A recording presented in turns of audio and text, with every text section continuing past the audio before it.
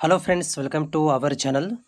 Friends ನೋಡಿ, ನೀವೇನಾದರೂ P U C exam 1ರಲ್ಲಿ ಫೇಲ್ ಆಗಿದ್ದು ನಿಮ್ಮಗಳಿಗೆ ರಿವ್ಯಾಲ್ಯೂಯೇಷನ್ ಹಾಕ್ದೇ ಎಕ್ಸಾಮ್ ಬರೀಬೇಕು ಅಂತ ಮನಸ್ಸು ಮಾಡಿದರೆ ನಿಮ್ಮಗಳಿಗೆ ಎಕ್ಸಾಮ್ ಕಂಪ್ಲೀಟಾಗಿ ಫ್ರೀ ಇರುತ್ತೆ.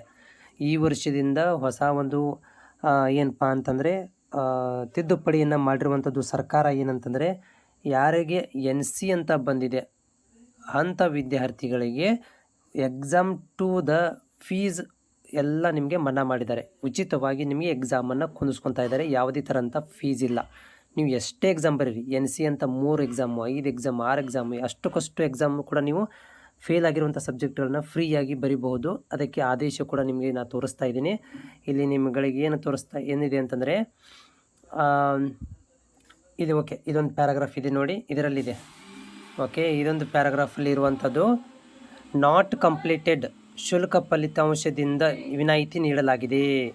2020ರಲ್ಲಿ ನಡೆಯಲಾಗುವ ದ್ವಿತೀಯ PUC ಎಕ್ಸಾಮ್ 2ಕ್ಕೆ ಪುನರಾವರ್ತಿತ ಅಂತಂದರೆ ಫೇಲ್ ಆಗಿರುವಂಥದ್ದು NC ಬಂದಿರುವಂಥ ವಿದ್ಯಾರ್ಥಿಗಳಿಗೆ ಯಾವುದೇ ಥರಂಥ ಶುಲ್ಕ ಇರುವುದಿಲ್ಲ, ಕಂಪ್ಲೀಟಾಗಿ ಫ್ರೀ ಇರುತ್ತೆ.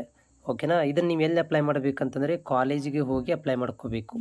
ಓಕೆ, ಸೊ ಕಾಲೇಜಲ್ಲಿ ನಿಮಗೆ ಪ್ರಿನ್ಸಿಪಲ್ ಹತ್ರ ಹೋಗಿ ಅಪ್ಲೈ ಮಾಡಿಕೊಂಡು ಬಂದುಬಿಡ್ಬೇಕಷ್ಟೇ. ಯಾವುದೇ ಥರಂಥ ಫೀಸನ್ನು ಪೇ ಮಾಡುವ ಹಾಗಿಲ್ಲ. ಇದನ್ನು ನಿಮ್ಗೆ ಏನು ಮಾಡಿದ್ದಾರೆ ಅಂದರೆ ಸರ್ಕಾರನೇ ಆದೇಶ ಕೊಟ್ಟಿದೆ.